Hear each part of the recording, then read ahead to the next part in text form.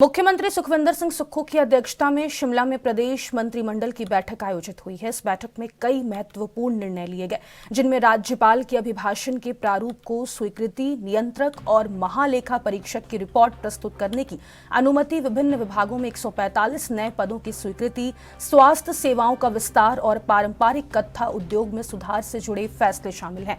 Cabinet ने निर्णय लिया है कि हिमाचल प्रदेश विधानसभा का 8वां सत्र 10 मार्च 2025 को प्रारंभ होगा। इस अवसर पर राज्यपाल द्वारा अभिभाषण प्रस्तुत किया जाएगा, जिसके प्रारूप को बैठक में मंजूरी दी गई। वहीं मंत्रिमंडल ने बजट सत्र में भारत के नियंत्रक और महालेखा परीक्षक की रिपोर्ट 2023 और 24 को विधानसभा में प्रस्तुत करने की मंजूरी दी है। प्रदेश में नगर निकायों को अधिक मजबूत करने के उद्देश्य से सरकार ने विभिन्न श्रेणियों के 145 पदों को सृजित कर भरने का निर्णय लिया। इनमें हाल ही में स्नातकोत्तर किए गए नगर निगमों के लिए 66 पद, नगर परिषदों में 3 पद, नवसृजित नगर पंचायतों में 70 पद और शहरी विकास निदेशालय में 6 पद सृजित कर भरने का निर्णय शामिल है।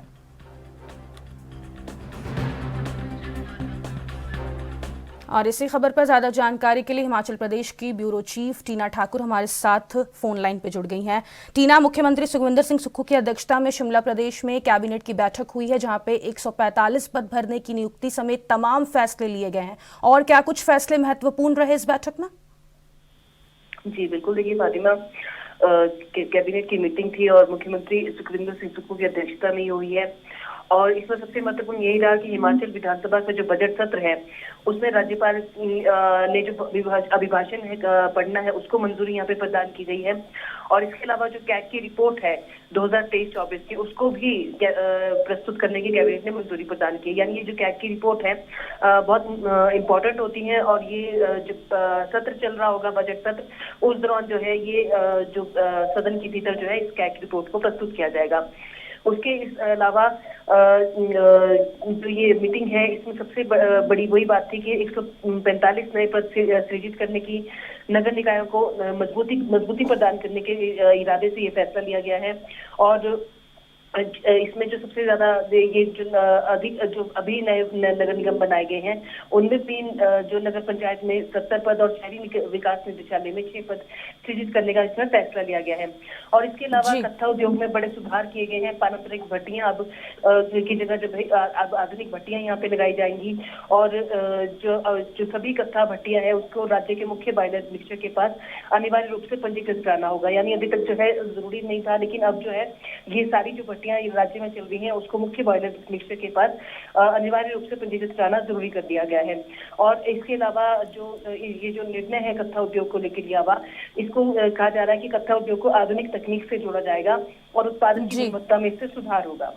ये तमाम फैसले यहाँ के लिए गए हैं। और सबसे ज्यादा प्रदेश की जो प्रशासन है, शहरी विकास, स्वास्थ्य सेवाएं और उद्योगों को मजबूती देने के उद्देश्य से कई फैसले यहाँ पर लिए गए हैं।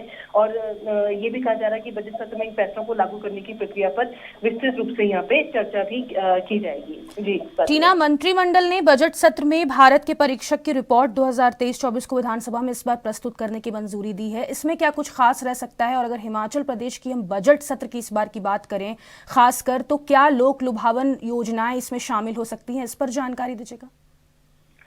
बिल्कुल, देखिए हिमाचल के बजट पर सभी की नजर रहने वाली है। 18 मार्च को बजट पेश करेंगे मुख्यमंत्री सुखविंदर सिंह सुक्खू।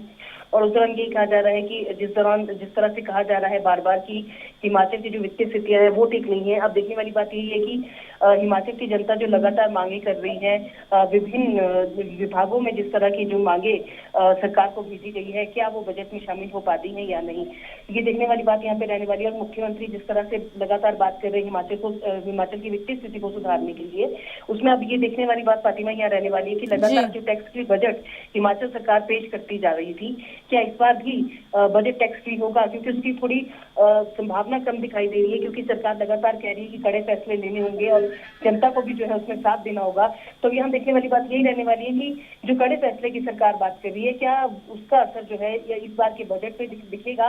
क्या बजट जो है वो आम सालों की तरह जो है टैक्स फ्री यहाँ पे रहने वाला है, या इस जी। बार का जो बजट है उसमें जो विभिन्न टैक्स है उनको शामिल किया जाएगा, यानी टैक्स फ्री बजट हिमाचल को इस बार ना मिलने की जो है वो संभावना ज्यादा इस बार दिखाई दे रही है। और दूसरी बात, आपने जो कैग की रिपोर्ट की बात पूछी है वो काफी महत्वपूर्ण रहती है, क्योंकि उसमें तमाम विभागों के जो आय व्यय का ब्यौरा है वो सदन के भीतर रखा जाता है। उससे पता चलता है कि विभागों में जो है वित्तीय स्थिति किस तरह से है, कौन सा विभाग जो है जो फिजूल खर्ची है वो कर रहा है, या कौन से विभाग में जो भ्रष्टाचार को बढ़ावा मिला है।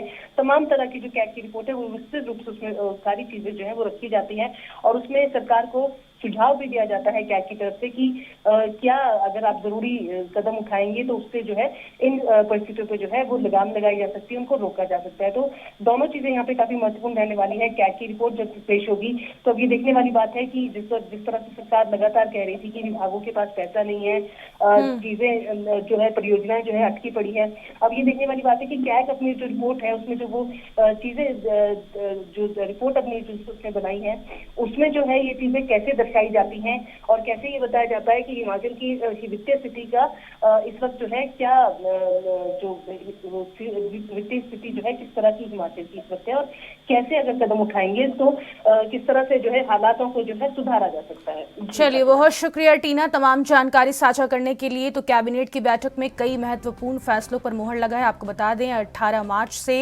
हिमाचल प्रदेश का बजट सत्र शुरू हो जाएगा।